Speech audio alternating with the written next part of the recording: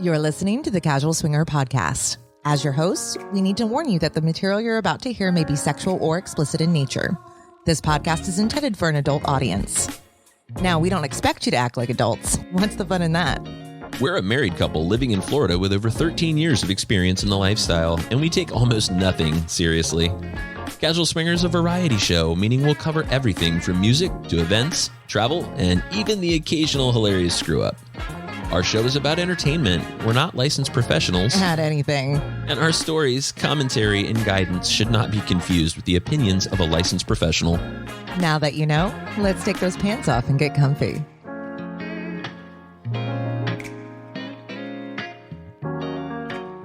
Hey, everybody. Welcome back to Casual Swinger. I'm Mallory. Casual Swinger? What is that? I don't know. They used to podcast all the time, and they just fell off the face of the earth for a while. It just went out and got busy with life and went away. Yeah, I guess so. Well, I suppose today the role of Mickey will be played by yours truly. Excellent. Well, thank you for joining me. I heard he has a giant penis. I don't have one of those, so we're just going to have to pretend. Logical fallacy. Oh, all fallacy. Phallus. Was that on purpose? Yeah. All right, I see what you did there. Thanks. All right, all phalluses all the time. The phallus queen of Central Florida. Everybody, this is Mallory. Take a Palooza. So what in the hell have we been doing for the last 6 weeks that we haven't been doing a podcast?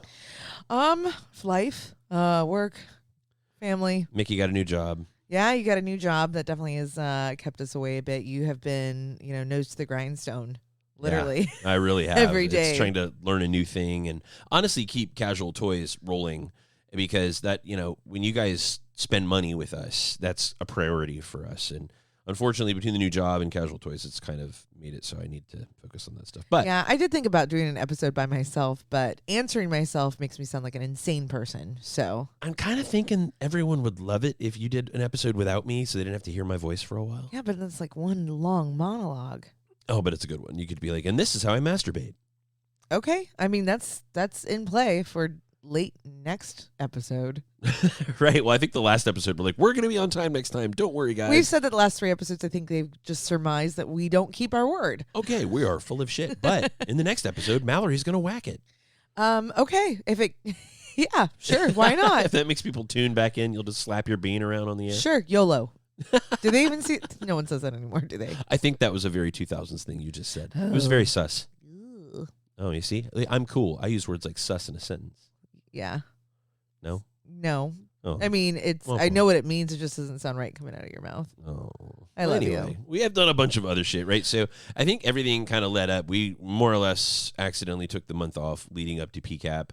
And PCAP is Podcast A Palooza for those of you guys that live under a rock. Don't listen to any of the shows. Don't listen to the other 11 content creators that were down there. It was a lot of fun. We went down to South Beach amazing. And hung out with a bunch of cool-ass fucking people. A ton of cool ass people. It was so great to be in that type of environment, and Kate did such a good job of curating a place for people to have, the world as their oyster, to create their own adventure, essentially. And it right? was. It was a journey for everybody that came, whether it was a journey to go meet creators or a journey to learn something new or a journey to hang out by the beach and get fucked up because you've been stuck home with COVID for the last 18 months. Yeah, the theme nights, the events, everything was just absolutely wonderful. And I enjoyed meeting so many people that we had connected with, especially during COVID and quarantine, that we actually got to meet in person. That was fantastic. I'm just going to say it. Honey Spoon. Boom, chicka, wow, wow. Oh, Honey Spoon. No one's surprised by that. You and every other person there. Yeah. Get in line. Yeah. Honey Spoon. Yeah. By the way, who is one of our casual ambassadors for Casual That is Toys. true. Yeah. So I met her and on her amazing husband, and I was just like, wow, you guys are awesome. Yeah, we had all 3 of our ambassadors We there. did. We had Miss Alley Cat. Yeah. And the Peppy Pineapple. And Peppy Pineapple. So it was awesome. Yeah. One of my highlights, and I'm just going to go ahead and throw this in there since we're talking about them anyways, is when Peppy and Honey Spoon showed up to our table with the wet T-shirts, because I'd mentioned earlier in the day that there was a girl wearing a white T-shirt and it was wet. And maybe it's like the late 80s, early 90s stuck in me, but there's just something so hot about a girl in a wet white T-shirt to me. Yeah, that's right. For those of you out there that were born in the wrong generation, just go ahead and Google Tawny Katane. Yeah. Yeah, it was so hot, and I was so touched. Like I was awkward and speechless. Oh, Yeah. it was crazy. I mean, I don't lust for Honey Spoon for no reason whatsoever. She was hotter than hell, and they were both wearing casual swinger T-shirts. Yes, they were, which was really freaking awesome. Again, totally touched. And I think we would have probably talked about this earlier. And honestly, we really, I know you guys that listen to us regularly know that we don't really do event recap episodes very often. So we're really not going to do that because my guess is you're going to get 11 or 12 of these from all the different content creators that were down there.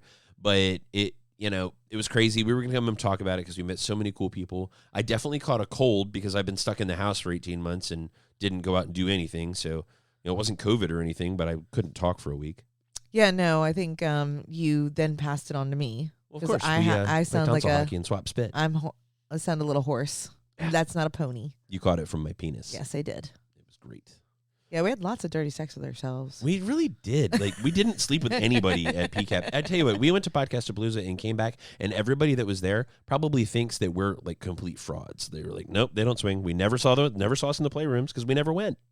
Yeah, no, we were just so busy, I don't know, socializing that we forgot that we're swingers. Yeah, we're like, oh yeah, we're here to meet people, and fuck, we didn't do that. Not at all. Not one time. And let's be honest, we rarely do that at events anyway. That's true. It's not really our style. We're kind of casual. But that's okay. It's not like I'm mad about it or anything. And, we did our session, which for those of you that did not go to Podcast A Palooza, the folks that did go and came to our session on Sunday afternoon were, I don't want to say treated to because I think we might have punished them a little.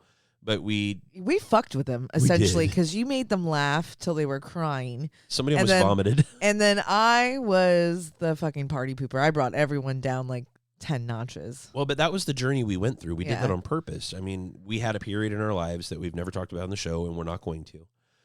That was about 6 months long, where we had the highest of highs and the lowest of lows. So we took the crowd through that in 45 minutes by taking them very, very high and then bringing them very, very low with the rest of the story. Yeah, and they forgave us. We got a lot of great feedback, actually. Most of that Sunday evening we spent discussing some of that. And what I was really surprised by and really touched by is there are people that had stories that touched on or were similar to what we had discussed.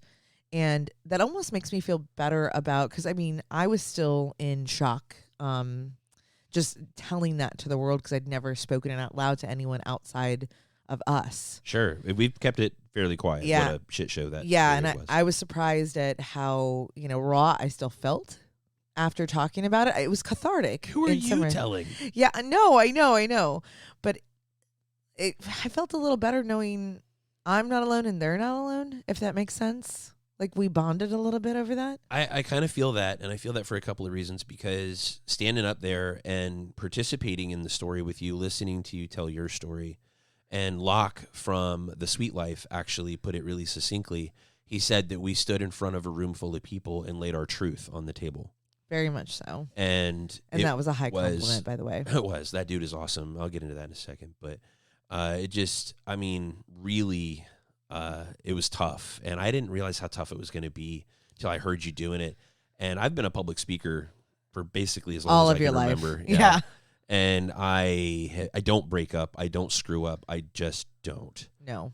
And yeah, you kind of broke character and started to get a little emotional. I did. I said out loud, if you do it, I'm going to do it, and we'll never get through this. Yeah, this will never be over. These people will be here the rest of the day. Yeah.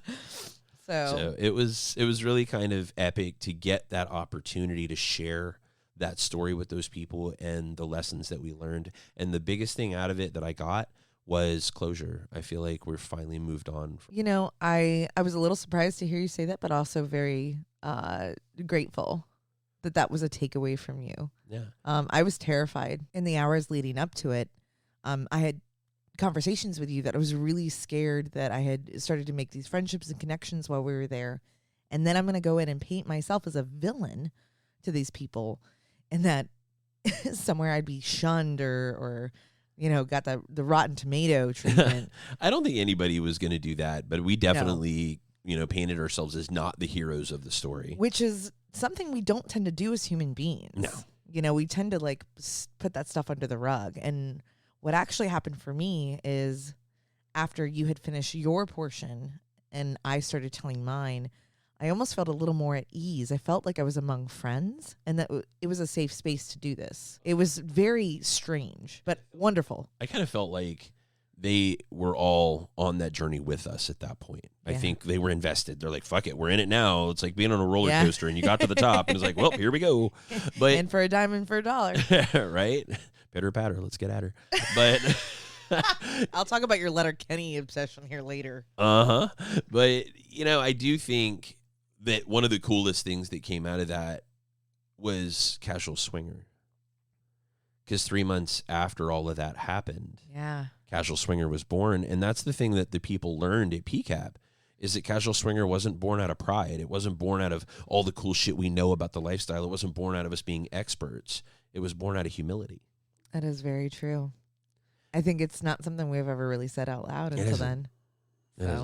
So I really felt like that was cool. But all right, on from that sappy, rough shit. Thank you for everybody that came down to Podcast A Palooza and took part in it with us and went on that emotional journey with us. But we did get to spend some time with some of the most amazing content creators in this business. Amen. Do you want to give like a few like bullet point like highlights and then we'll move on? Oh, yeah. Because I think we got to do some shout outs. Everybody knows that I have a man crush on Jay from Average Swingers. You do. Yeah, he is one of my favorite human beings on the face of this planet. He's amazing. And oh my God, he looks so good in his mankini. So good. I am being genuinely honest when I say this. I know he and I fuck with each other on the air all the time, but there are very few people in this world that I personally call for advice, and he's one of them.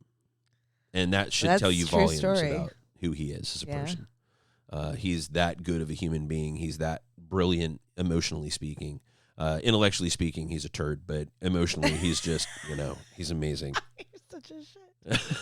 But how about Locke and Trist from The Sweet Life? They were, first of all, she's hot as oh my fuck. God. So when they walked into the room, I was like, oh my God, they're fucking hot. Well, I met Locke first, and he's like, my wife will be here later, and I'm like, that's cool. I get it. She just trolled you out here, and then maybe she'll show up later. Maybe she doesn't exist, and then next thing I know, this smoking hot girl with hair a cooler color than mine is like, oh, by the way, I'm that girl he told you about. Oh yeah, she looked like a fucking $1 million. Jesus, holy crap! Christ, that girl's smoking. I was trying to play cool. No, I wasn't cool. I was stumbling in my words. Single syllable words. Smile. Don't say anything stupid. I'm like, hi, my name is Mickey. Oh my God, Bomber and Bell. Oh, another one. I loved hanging out with those guys. They're amazing. As advertised, but even more so. They're so charismatic in person and so full of life, and like I fucking love their smiles. And I didn't want to be a creeper, but if I saw them, I made sure like I wiggled my way into their little orbit so that we could at least have some conversation and hang out. Yeah, it really was. And I got to dance with Bomber, which I loved. You? Yeah. I don't go on the dance floor. No, you don't. I got 2 left feet. No. You definitely don't. I just hang out on the outside. But, we also got to meet some other great folks. The folks from Naughty Jim. We got to meet the folks from Swinging Outside the Lines, which you never got a chance to meet them before. And I know I'm going to forget somebody. I think we pretty much had met everyone else other than those 4. But I think, Locke made a huge impression on me because he went out of his way to come over and introduce himself to me and tell me who they are. And I've listened to their stuff, but I just never really got a chance to look the man in the eye and shake his hand. And he took that opportunity, which said so much to me, and I really appreciated it. Same thing with Bomber. Bomber's a great dude. Oh my gosh, this is so amazing. I think we definitely got the feels. I do. I got the feels now. You guys can caught tell. A case. Yeah, caught a case of the feels. Definitely. And the last one that, I am a sapiosexual for those of you that don't know. And in every sense of the word, right? When somebody really can engage with me intellectually, look me in the eye, and sit down and have a conversation about something that we might even disagree. And it's okay. I like disagreeing with smart people because we're not going to insult each other. We're not going to call each other names. We're going to dig in. And that's exactly what I got to do with the beautiful Kate from Monogamish Marriage. That is true. And we actually got to spend some time with her significant other as well, Liam. Yeah. Yeah. And for a while. So it was the next day. Yeah. So we got both of them. We didn't did. get them at the same time. I but know. We got the both of them. them. It was so good. And here I'm wondering if you're going to run out of like superlatives before you got to them. No, yeah. Well, I can't say enough about them. Everyone knows she's hot because their pictures are fire, but they're just the most amazing people, and they're so freaking brilliant. They're brilliant. They're very open, transparent, and brutally honest.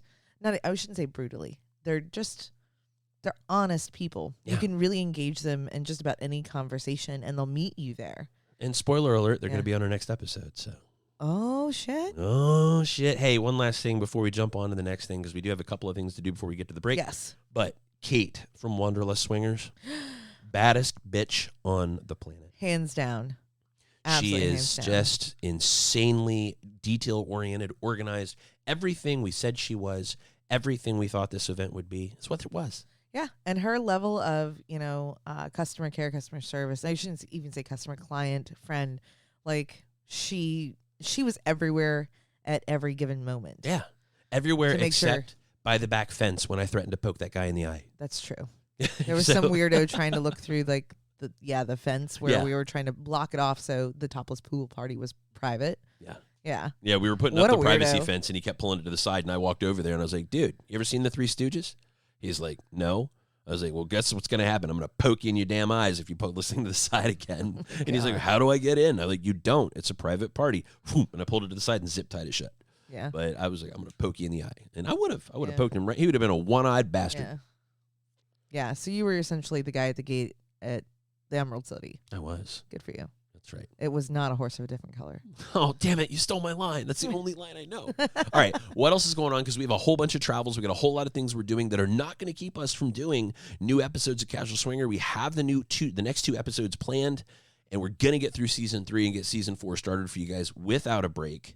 So since we just took it 6 weeks, which is crazy. You heard it here, folks. You're going to mock and shame him if he doesn't hold up his end of the What's bargain. with all the ridicule from you tonight? Jesus Christ, woman. I'm feeling sassy. You are a sassy little girl. So what else do we have going on? We're going to see Derek and Jess. I can't wait out to the Midwest to see a couple of our favorite human beings on the planet. Mhm. Hopefully it doesn't snow in July there. Yeah, let's I'm hope skeptical. that it's one of the 2 days of summer they have in Iowa. Yeah, right? So I'm looking forward to that. We're going to St. Augustine in July, which I'm Love excited St. about. Augie. Yeah. A couple of we're going 2 couples that we adore, so we're really excited about that. Yeah. And then to Nashville in August. This has been a trip that we've been trying to do for It's been a 2 year. a year and a half, almost 2 now. Because it was going to be a meet and greet, and then Minaj went, well, they didn't go tits up. They just had to shut down, get that. Right. That location is a church now, I think, or a homeless shelter or something crazy. Okay, But that's. there's a new cool. location for Minaj that's not going to work out for this trip, so we're just going to Nashville to see Randy Rogers' band. I'm cool with that. I do I've never not been to think that Nashville. sucks. Oh, Nashville's amazing. It's going to be so much fun. I can't wait. We got the ASN Awards in September. That's right. Our own backyard for a long weekend. Middle of September, my birthday weekend. If anyone wants to show up and give me a little, Hey. prezzy. Yeah, we got that going on. And then we're going up north to be Yeah. in the DC metro area. Yeah, we're in going September. back to our roots, back to the DC area for about a week because we're going to be old. Yeah, your roots, my branches. And last but not least, guys, we are going on our last trip with Rachals Rascals to Hedonism in November. I know. I'm super excited. This is going to be an amazing trip. I know they're almost sold out of rooms. I think Jim has a couple left. Yeah, he doesn't have a lot. I so know. if you guys want to go on our last one with Yeah. the Rascals for a while. Not to say we're never going with the Rascals again, by the way. We love the Rascals. They are Yeah. our family. Yeah, We just don't have the PTO. Yeah. Our day jobs are like, hey, by the way, you can't take that much ever again. So, we're going to take 2022 off at a minimum. Yeah. Maybe we'll end up at Hedo at some point. Yeah, that's the if idea. time allows. That would be awesome. But We can make it work, but we can't really do it as a working yeah, trip. so if you wanted to travel with us and the Rascals both at the same time, feel free to reach out to us. That's casualswinger.com/travel with us. Happy to provide you the info and get you in contact with those folks so you can book something. Yeah. Well, hey, we never bothered to tell anybody since this entire catch up what this episode is about. Oh, yeah, we haven't. We just left it off. Yeah, so you named this after a Meatloaf song, which I love you for. I would do anything for love, but I won't do that. And we're talking about Playstyle Dynamics, right? That's right. Anything for lovins, but I won't do that. Yeah. So this is a Playstyle Dynamics episode where we're going to talk about the different dynamics that people endure and a new dynamic that we just embarked on. Yeah, this has been since Couple we of last. months. I think since our last episode, maybe. Yeah, just barely, maybe. Yeah. So we did embark on a new dynamic in our playstyle. We're going to talk about that when we come back in just a couple of minutes. Sorry about this long intro, guys. It's been a while. We're a little rusty, but hey, maybe you'll enjoy it and hang in there with us. Mallory, as usual, would you like to tell everybody where to find us? If I can remember, we are Casual Swinger everywhere, guys. That's our website. I had to think about that. It's at casualswinger.com. If you'd love to send us a message, feel free to email us, podcast@casualswinger.com. You can find us on social media. That's Facebook, YouTube, Instagram, and of course Twitter, because it's the only place you can post dirty pictures anymore. Fuck yeah. And then the dating sites. That's Double Date Nation, SLS, SDC, and Cassidy. That'll do it. Ladies and gentlemen, we'll be back in just a couple of seconds, and we will talk about Playstyle Dynamics. You've been listening to Casually Swinger.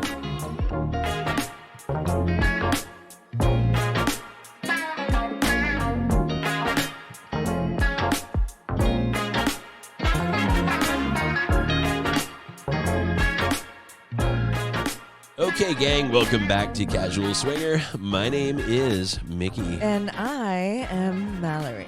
I figure you guys got that shit figured out by now. We're going to talk about Playstyle Dynamics, the way we play in the lifestyle. It's kind of our defining characteristic. It's one of the first things people ask when you meet them on a website or on a dating service or in person at a swinger club. What are y'all into? What do you do? How do you play? Yeah, and that's fascinating because why is it so easy to talk about the things you're not into and you won't do, but it's usually hard or harder for people to say what they do want?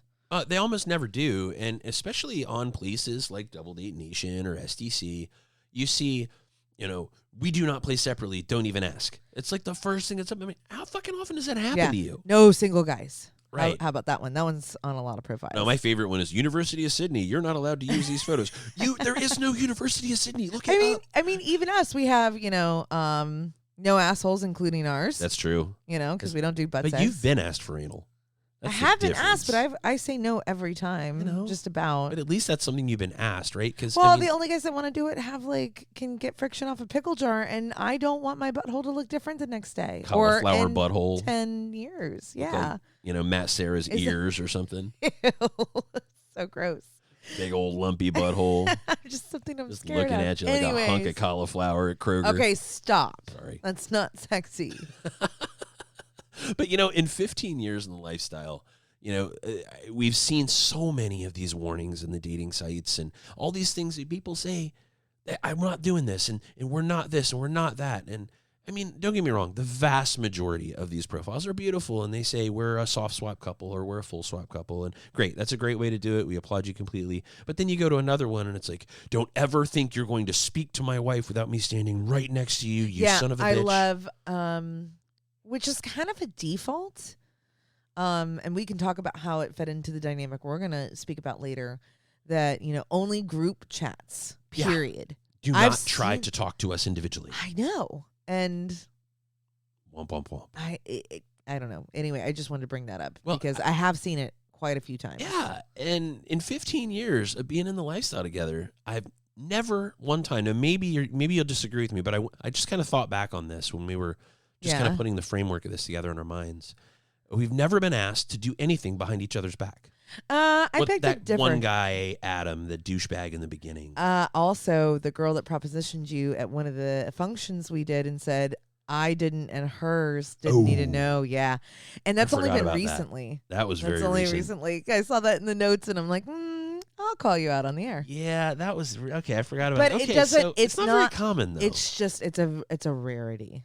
Yeah. And it's one of those implied unspoken things. Yeah. At least in... Did I just draw on my forehead? You did. Okay. That's okay. I'll make it a penis. I was scratching my head with my pen and I realized I was scratching with the wrong end. But like leaving your partner out of the conversation, specifically like that whole like group chat only, I've never had an experience that I was speaking directly to somebody else, whether it was the male or female in the group, without one letting it be known that was what I was doing. Sure. Like, especially if it's her, I'll ask her.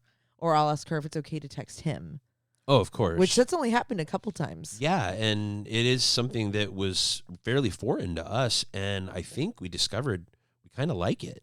We kind of like being able to have a little bit of direct conversation. And, the way, when we talk about, we're not leaving anyone out of the conversation. It just gives you an opportunity to more directly get to know somebody that you might be getting to know intimately at some point. But the way that I personally handle it is I just kind of assume that my conversation with this person is going to be repeated verbatim to their partner.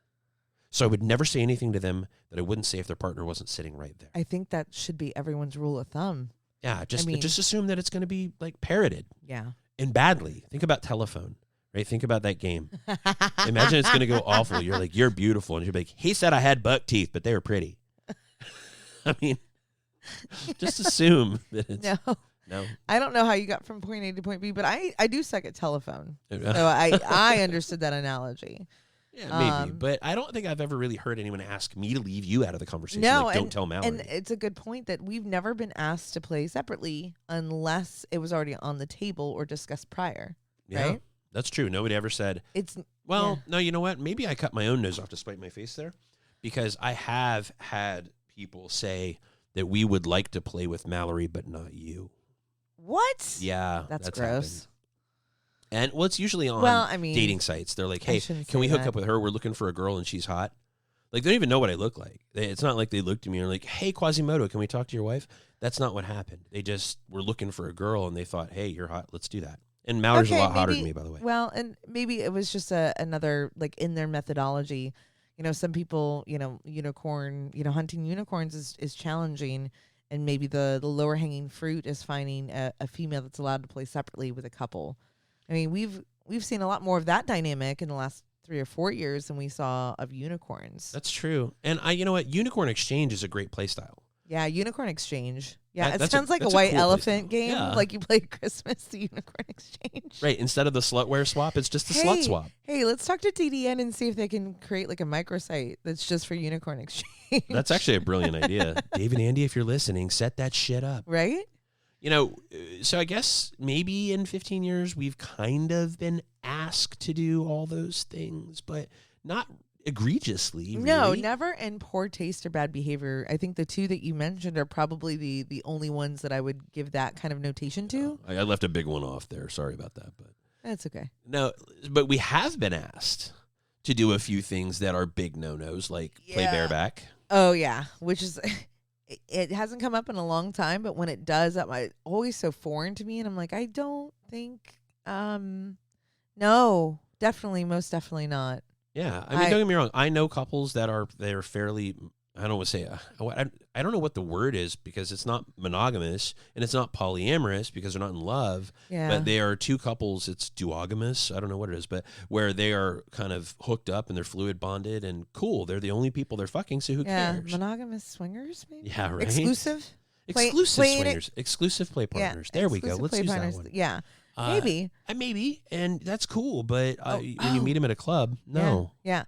What about we've been asked to surprise their partner for a birthday, and let's be honest, you did that to me for one of my birthdays. I did. Yeah. I did. But at the same time, it was still a 4-person event. I just invited them down as a surprise. Here's our friends that we play with all the time, and we're all going to hang out for your. And I invited a bunch of your vanilla girlfriends too. Okay. That he tried to fuck. Yes. Rewind that tape for a second. Can you imagine? Put yourself in my shoes. It's my birthday. We have the swinger couple that we had been swinging with for quite some time. He's very gregarious. All my girl circle. Pole dancing friends. Yes, my girl circle there, and he was hitting on all of them. So it's them, all my girls. It was a melding of two worlds. That we was all knew we were swingers. It wasn't that big a deal. Oh, well, if they hadn't figured it out, they knew then. Well, then we found out most of them were. Most of them had, they weren't. There was only one. They were consensually non-monogamous experience havers on the regular. I don't know what you want to call it. No, they weren't. No, they weren't. Okay. Only one of them was. The other two found interest in it. They're the ones that are closeted or too insecure. Now, one of them ended up having experiences, but the rest of them, But no. at that point, she had not. I guess I'm melding some of those time. Yeah, periods you're together. making up the story that fits your narrative and how you've Whatever. envisioned She wasn't it. that hot. But Wow.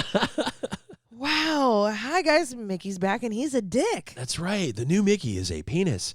You know, we have had people ask us to expand boundaries that we've set prior to play in the heat of the moment. Not That just is things true. like, bareback is just off the table. It's just really awful. But when we talk about, people are like, oh, by the way, I know you said you wouldn't do blah, but since we're here anyway, things like being offered drugs. Yeah. Yep. And say, hey, well, we brought some of this with us anyway. How would you like to do that? I'm like, yeah, I feel like I can totally trust you. What else do you have in that trench coat? Well, I mean, and I'm not going to yuck somebody else's yum, but it does change the dynamic for me. If they want to do whatever they want to do, that's fine. But it also means if they're under the influence, I don't feel as great about it because I won't do it. Oh, yeah. Well, that's a different and animal. that's just a personal choice for me. That's me not judging them. Mm-hmm. Well, I consider drug use to be the same as alcohol. that excessive use of alcohol is a consent issue for me, and I consider to be drug use the same thing. Yeah, even if everyone's totally sober and they decide to overindulge during, even then that makes me uncomfortable. Exactly. And I'm not going to judge you for it. I'm just not going to play with you. I mean, it's no big deal. We'll sit here and babysit you and bring you snacks. Right. And you know water. how many events we go to where we don't play, and it has nothing to do with not wanting to play with people. Just sometimes it's just not right. But how about, and this is kind of the last one before we kind of move on. Oh, but is it the picture swapping? Oh, every fucking time you get somebody like from Kentucky who's like, hey, I know I don't live anywhere near Central Florida, but let's exchange pictures and jerk off. Can't wait, Steve. Let's do that. It's just not our bag.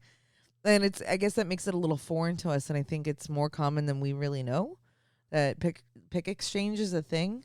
Well, I don't know. It is kind of hot with people you know. Yeah, but I mean, maybe it's a little bit of a fetish when it's people you don't know. I'm not sure.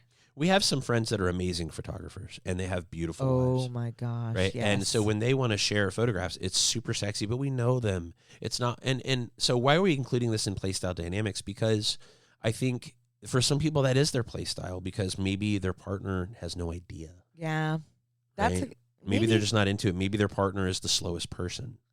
And so they're like, look, let's just do it this way, and it'll just be hot, and we can look at pictures and talk about it for a year. Plausible. We could probably come up with 6 different ideas of, what we don't know that could be, right? We make up the in-between. But I do find it as an interesting or fascinating behavior, but not that I want to subscribe to. No. I don't do it. I mean, I do different stuff with our photographs anyway. I get a lot of shit online for it. I get a message probably once a week from some horny dude going, hey, all these other people have OnlyFans. All these other people are showing off, more TNA, more explicit, pussy pictures. Why don't you do that? You should do that. Send them to me. Just send them to me. It's okay. Just send them to me. I'm like, oh my God, dude, you're so right. Let me just send you this directory of 12,000 photos of Mallory's vagina that I have. All right, it's 9,000. I'm not that weird. Okay. But so let's talk about some of the different play styles. Yes, Mel. Like the different ones that we've encountered and embarked on, and what they are, and, how we feel about them. Yeah, you kind of want to go in order from most common down the line. Most common, or where a lot of people start. Like, let's say same room. Sure, same room is probably the most common play style. Yeah. So same room could be soft swap, could be full swap, but everyone resides and plays in the same square footage area. There's a door there. Everyone's on one side of it. Yeah, and I think that's popular for safety reasons. People feel comfortable. And I do think that that's one of the biggest challenges, both for women and for men for different reasons, that when you go to embark on a non-monogamous adventure with another couple, what you're doing is you're handing the person you care about the most, as a female or a male, to someone else to have intimate time with. And it's a very vulnerable position for both parties. Oh, extremely. When we first started, I was definitely not comfortable being out of your eyesight. I wasn't necessarily as concerned about keeping tabs on you. Mm-hmm. I mean, I was interested in what you were doing, but it just felt so foreign and very uncomfortable in the beginning to be outside of there. Like, I remember there was a time early on, I think you left to get water for everybody. And in my head, I decided that you were gone for too long, and I remember feeling so anxious and paranoid. Someone was talking to me, and it was like Charlie Brown's teacher. Yeah. Exactly. I'm like, I know your lips are moving, but don't understand anything you're fucking saying right now, because my anxiety's peaked. Yeah. I don't know why. Normal. I think it is. My person's disappeared. Maybe he ran off. Maybe he met somebody, and maybe he forgot about me. Oh, no. Me and my brain? Mm-hmm. Nope. You found down, the stairs. You're being carted off in an ambulance. No. Did I fall down a well again? I guess so. Dude, Lassie's dead. I'm fucked. I'm always scared you're hurt or injured. Am I that much of a klutz that you have to worry that I've fallen to my doom in a single-story building? That's my worst case scenario. You were abducted by aliens, or I don't know. I just worry about you. Oh, I'm so glad somebody does, because the whole world out there is going, God, he's an idiot. So what about group play? I think group play, and people think same room, but group play, what I mean by that is twosome, foursome, moresome. Yeah. Right? It could be more than 4. Sure, because same room can be, one of my favorite parts about hotel rooms is they have a sex bed and a sleep bed. Oh, yeah. But when you have a couple over, they're both sex beds. That's true. But if you're all in one bed, that's group play. Okay. Right? You're all in the same space. That means you may have incidental contact. Yes, that's my foot. Get off me. But, Yeah, which is the wrong order of those words. It should be "get me off." That's right. Get me off. But I do think it's different. I think that dog pile in group play, some people really dig it. And it's kind of a fun dynamic. Oh, yeah. Yeah. I we've got enjoy some it. guy friends that really dig it. Yeah. No, I love it because that means more hands for pets for me. And you You know how love much I pets. love my pets. You do. But I personally don't love group play. It's not my thing, mostly because I have ADD like a motherfucker. Yeah, you and I have talked about that. So I think it's ADD is one of the reasons you and I understand each other, and yours is a little different than mine, but like we overlap, and I'm not going to say Venn diagram, even though I just did. There we go again, folks. Another Venn diagram from Mallory. We have overlapping tendencies, so we understand each other.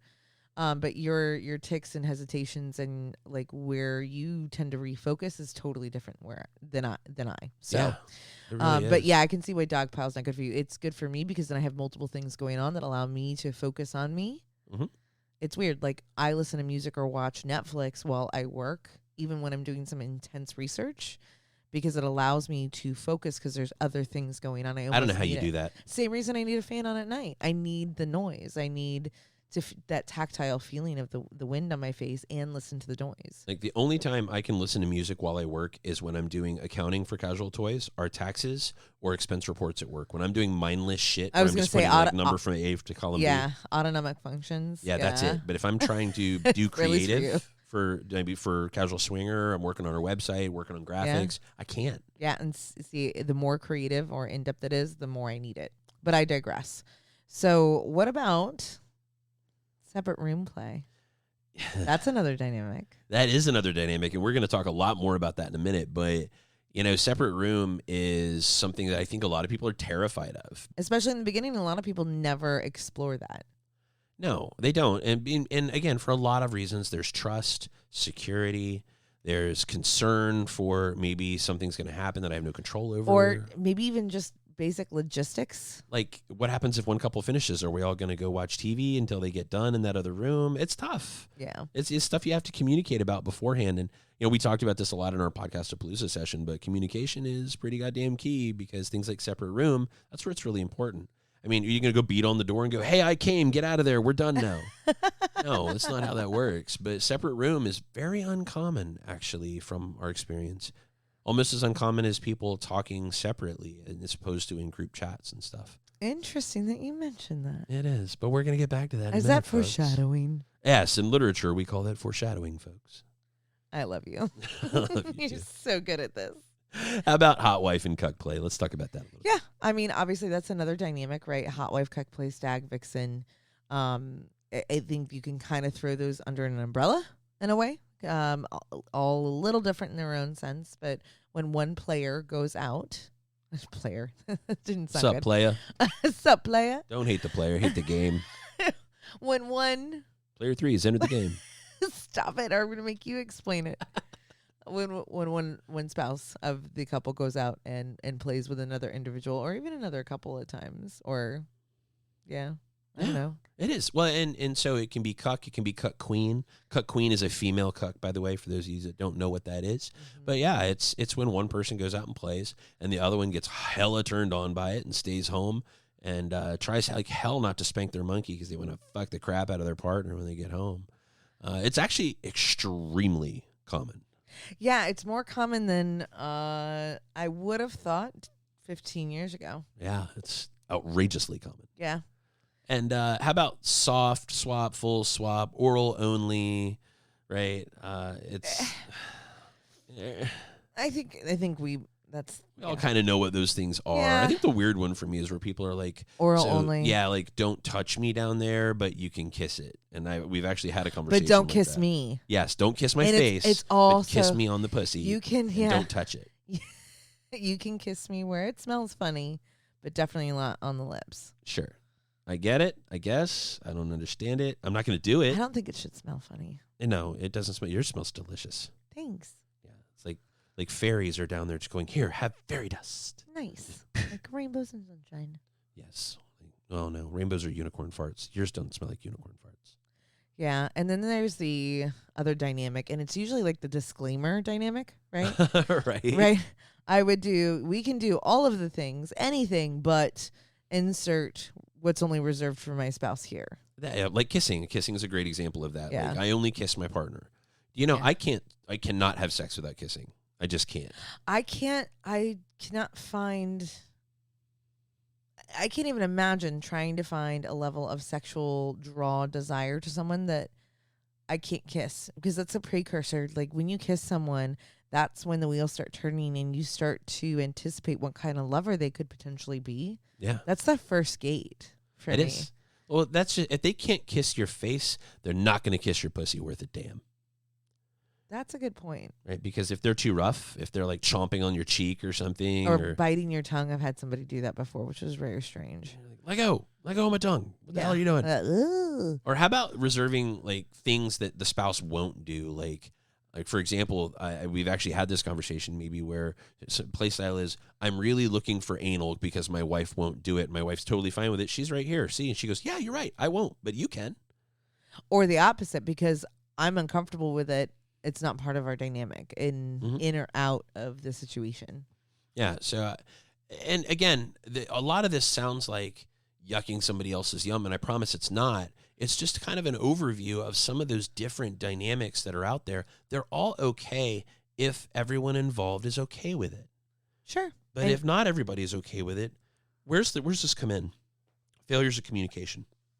So what ends up happening is because you're afraid of how people are going to react, people don't like what you're going to say.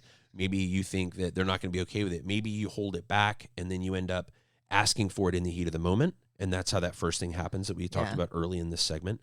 That now in the heat of the moment, you bring something up that's all new. That's a terrible time to introduce something new.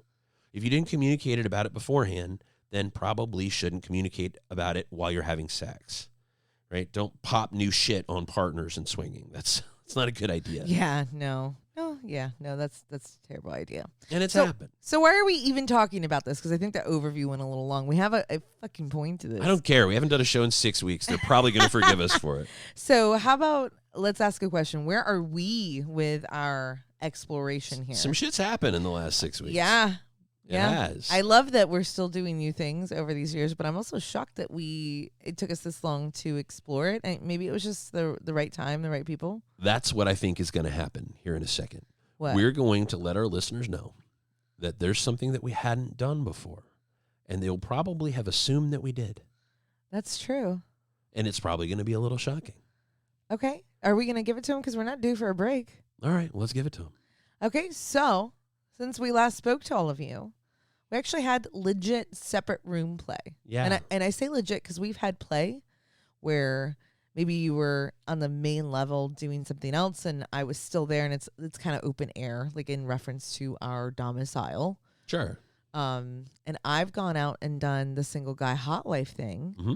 But that's not really separate room because you're at home or elsewhere doing non-swinger things. Yeah, right? it was normal. I thought it would be very normal transition, but it still kind of came out like we all huddled. It was like, okay, and break, and pew. Yeah, yeah, kind of a little bit, but it wasn't weird. It wasn't weird. So what do we think of it? How did that transpire? I kind of want to hear your thoughts on that first. Okay. So I thought it was amazing, actually. I very much enjoyed it. I had some reservations, of course, because it's anything new, right? It's an unknown quantity. Mm-hmm. So you don't know what to expect after the fact, right? And we've done such a good job at connecting with these folks, and that leads into something we foreshadowed a There bit. it is, folks. Is that we actually had an opportunity to engage with them individually. Yeah. And almost like a 3-way conversation. So we had a group chat with all of us in one place. Mm-hmm. You know, I would talk to her, I would talk to him, you would talk to her, and you kind of talked to him a little bit, I believe. Yeah.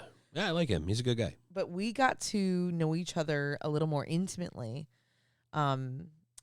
leading up to them coming here or meeting up. Yeah. And I think it actually helped a lot to establish this foundation and comfort level. Here's what I liked about it. What? It allowed us to take very different paths from point A to point B. When a group chat, people tend to follow the leader. So if things get naughty, then it's a naughty chat for everybody. Yeah. But when you have that separate, segregated conversation, you can move, the two people might move slower than the other two people in terms of their path to being a little more risque or a little naughty. But we all still arrived at the same place. We just arrived there at different times, which I thought was really interesting. Yeah, and I mean, it allowed us, because when you think about it from a strategic, and this sounds really, it could sound canned or inauthentic in a way, but from a strategic perspective, you want to give the best opportunity to connect with that individual that you're primarily going to be sleeping with. It's not your partner. Yeah. And I think that really opened the door, because for me, group chats, everyone's schedule is a little different. So I had trouble following and being on the same page as everyone else. When you reduce the number of people to just one other person and the person you're primarily Nobody gets left behind. Nobody gets left behind.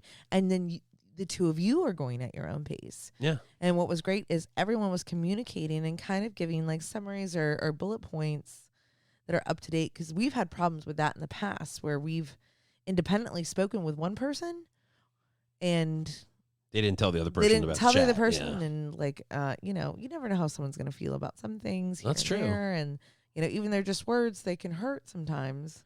Oh. Or be an issue, and this was not the case. It was absolutely wonderful.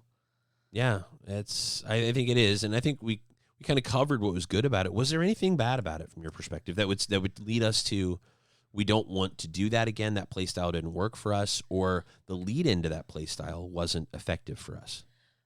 You know, I will update you if I identify anything that I can say was bad or negative or even indifferent to. Yeah. Nothing's coming to mind. Me either. I can tell you that for me, there was a lot of confetti in the air. Like it was really good for me because I have ADD like a motherfucker. So I said that earlier, and it really let me focus on the other person a little bit, which made it a lot more intimate, especially for that person, because I think she needed that.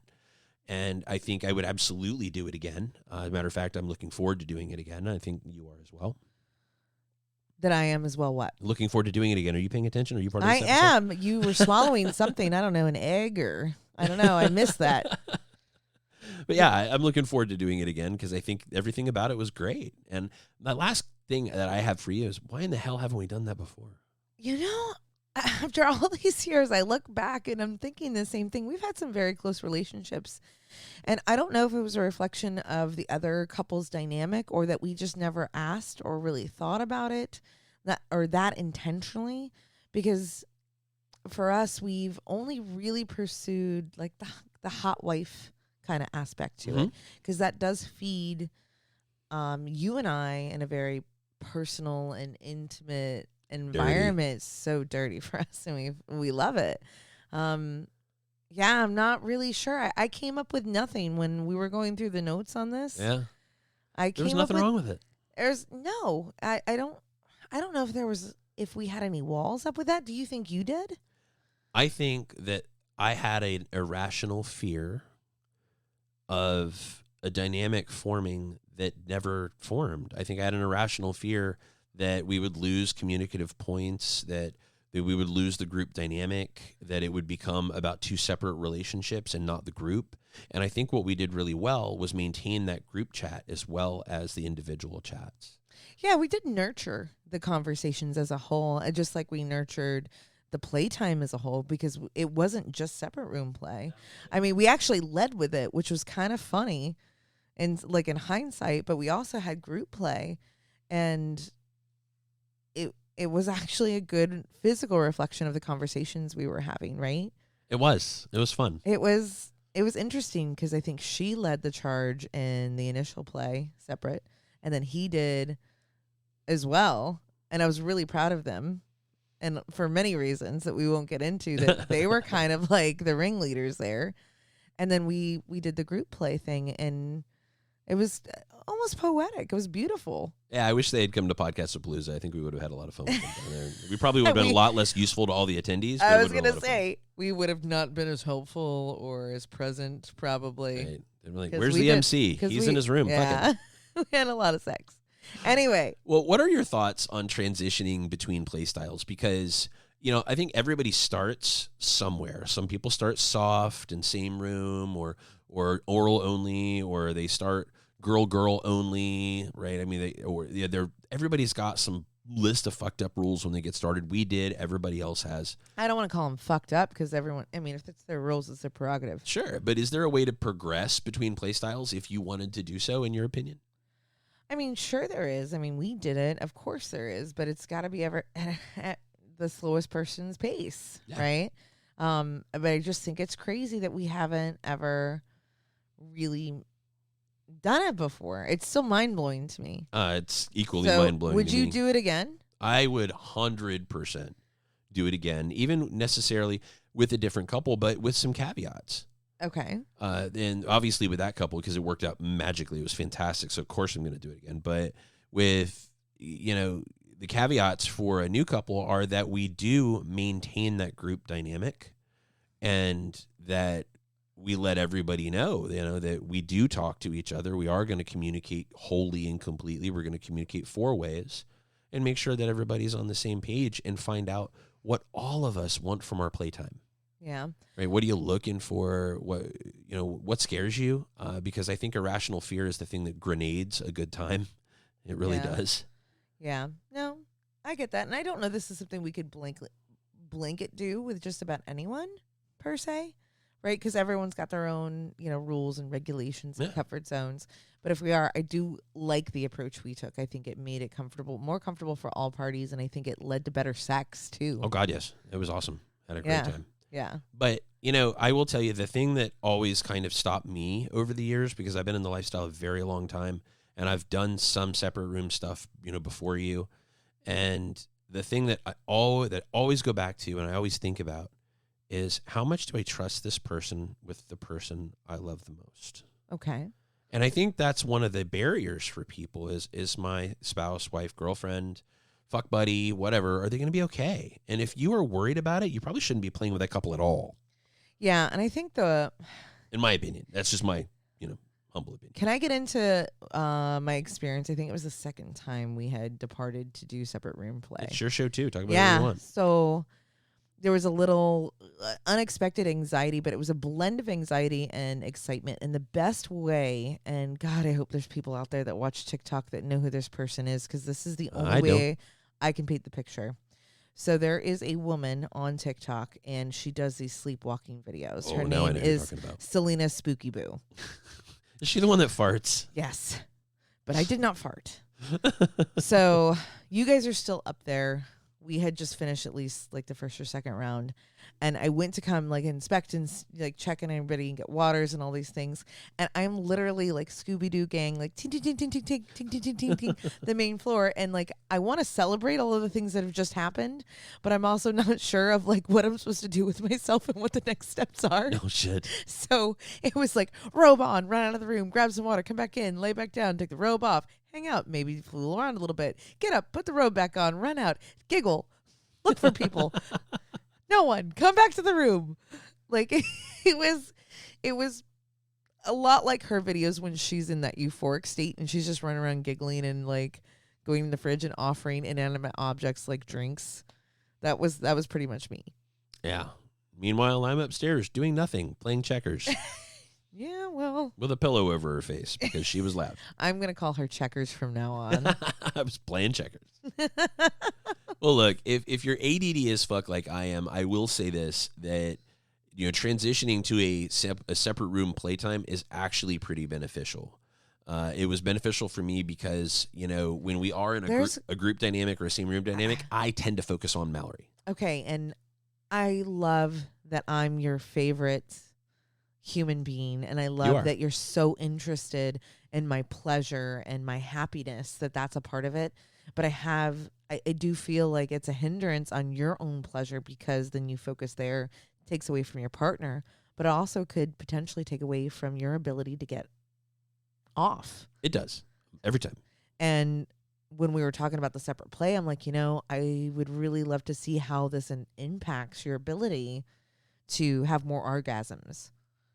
Yeah, I think it does impact it. One of the things that I remember, this is obviously a few weeks ago, but one of the things I remember the most is that I had zero trouble. I normally, like, condoms are an issue, right? And the Unique condom has been a huge boon for me. The Unique condoms are the most sensitive condom I've ever felt. So I think it was a combination of the Unique condoms and the separate room, right? But or you're gonna make jokes about the fucking labels on the condoms, I know. But those condoms and the separate room made it to where I had no erectile issues at all. Like, I was harder than Chinese algebra the whole fucking time. I was as hard as a all Russian spelling natural, bee. man. Yeah, like all natural. Like, you were ready to go. Nothing. Which I no was Viagra, no nothing. I was super excited for that. That was wonderful. I enjoyed using the condoms as well. It definitely helps me. You used a lot of them. You You owe me money. I do not. Wow. Fuck you. That was rude. But one of the best parts was picking the stickers off your guys' butts and balls, because apparently us girls, or you guys, when, like, I put them on every time. I think he kind of liked it. But it never failed. Like, you guys had stickers in your crevices. I know I had one on my ball sack in the shower, and I was like, why do I have a green sticker on my nuts? There was one. I can't remember whose butt it was on. But the stickers say insert penis here. Oh, no. And it was the best. Like, That's not my I butt. was this close to taking a picture. Definitely not my butt. All right. Well, look, we're going to come back in just a hot second for you guys. This episode's going to run just a couple of minutes long, but we don't want to leave this out. We're going to come back and talk a Mallory's Toy Box. We're going to talk about the Palm Power Extreme. It's a new one. So Awesome. yeah, Mallory's going to talk all about this. I am. I was a little scared of it, I'm not going to lie, but we'll get into that. All new stuff. Mallory, you want to let everybody know where to find us, and we'll be back in a hot second. Yeah. We're at Casual Swinger everywhere. It's casualswinger.com. You can reach out to us, podcast at casualswinger.com. If you like us, want to leave us some love notes, feel free to do that on iTunes. Let other people know that we're great. We are also on social media. That's Twitter, Facebook, Instagram, and Twitter. And you can find us on the dating apps as well. That's Double Date Nation, SLS, STC, and Cassidy. You know, it's funny. I sit over here and I mock you for this, like, in my head, and I know that I could never do what you do. I could never get all that stuff. Yeah, and right, you try to Jamie. distract me by counting and trying to recite it or move your lips the same time as me. I'm an awful person. Yeah. I don't know why you love me or suck my penis. It's a great penis. There it is, folks. Mickey's got a great penis, and he and his penis will be back with the beautiful Mallory in just a second. You've been listening to Casual Swinger.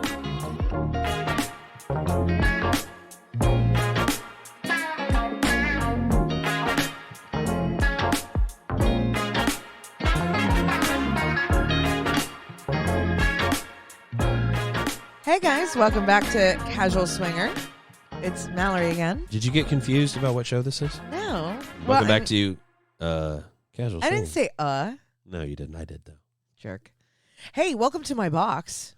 I love your box. Would you like to see what's inside my box today? There's a few things inside your box in the last 6 weeks. That's true. I've been playing with a lot of different things. Mm-hmm. Yum, yum. Mallory's Toy Box, folks. Yeah. So, yeah, we're going to do a toy box session because I feel rather spoiled these days. I got a few new toys over, the last, 6 weeks that we've been on hiatus, unbeknownst to our listeners. You have a stack of toys. I over there by the do. bed. And this one I'm really excited about. I'm a big proponent and supporter of the womanizer. That thing has changed my life.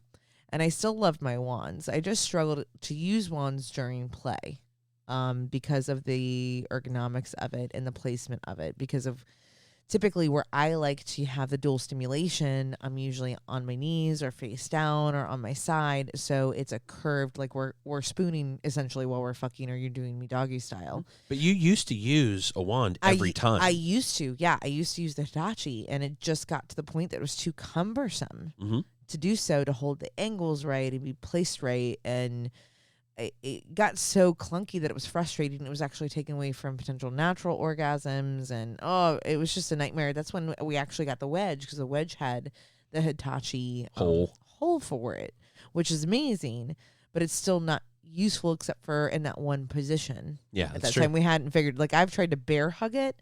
Well, Ass down, face up. yeah. That's sitting, isn't it? Looking at you, Derek. Yeah, so we found this toy. Actually, you found this toy and surprised me with it. There was a little goodie bag that was waiting for me when I got home, and it's called a Palm Power Extreme.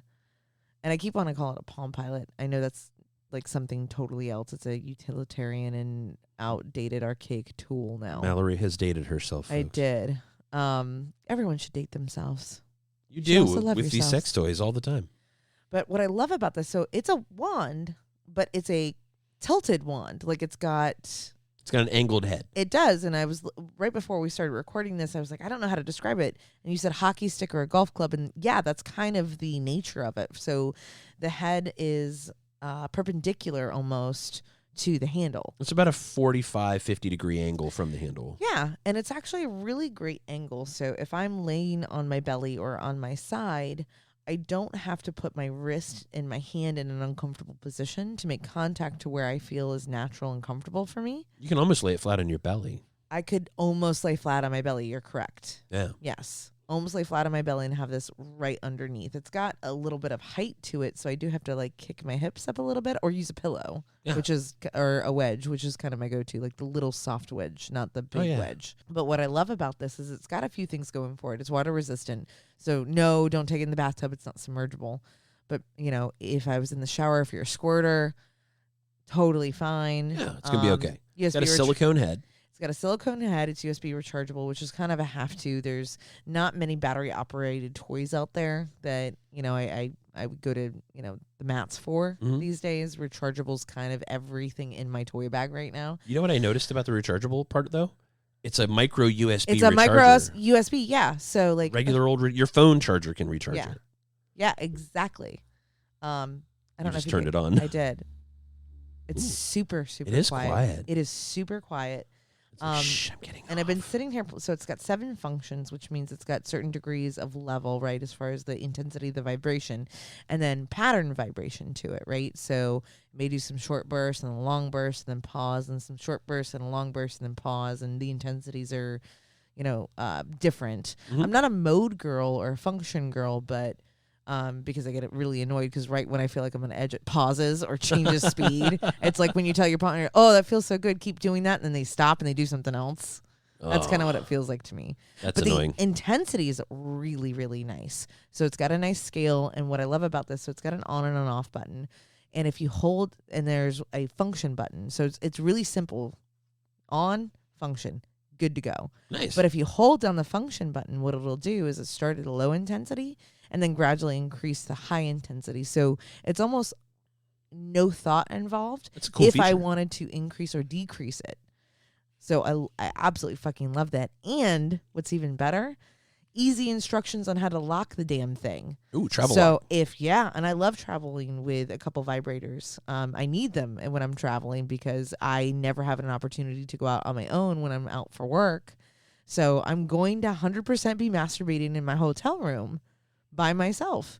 And there's nothing more embarrassing than when they pull your fucking suitcase out of the overhead compartment and go, whose is this? And everyone on the plane can hear it vibrating. Ask me how I know. Oh God, I wish I was there for that. And I That's can't my be wife, like, y'all. She's yeah. whacking off. And I can't be like, that's my toothbrush, because I don't bring the electric one with me.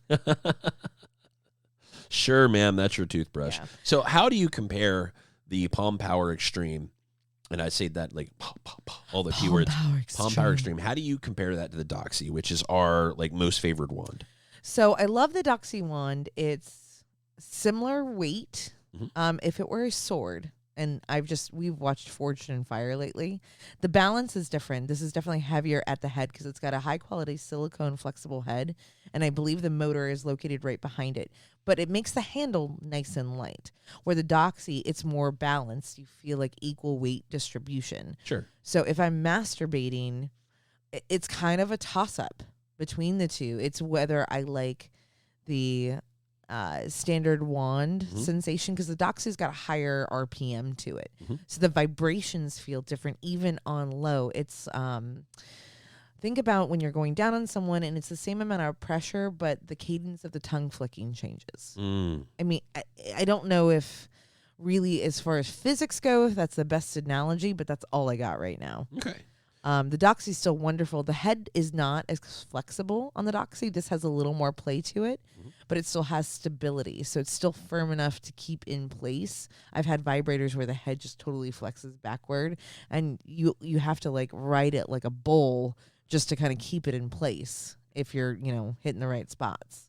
So for straight masturbation, would you still go with the Doxy because of its build quality, battery life? Doxy's still going to be one of my favorites, hands down, and I actually think it's essentially replaced my Hitachi because, and I love the Hitachi. It's great. It's just so fucking big. Massive. And then I look at like I'm an average size woman. I'm only 5'5".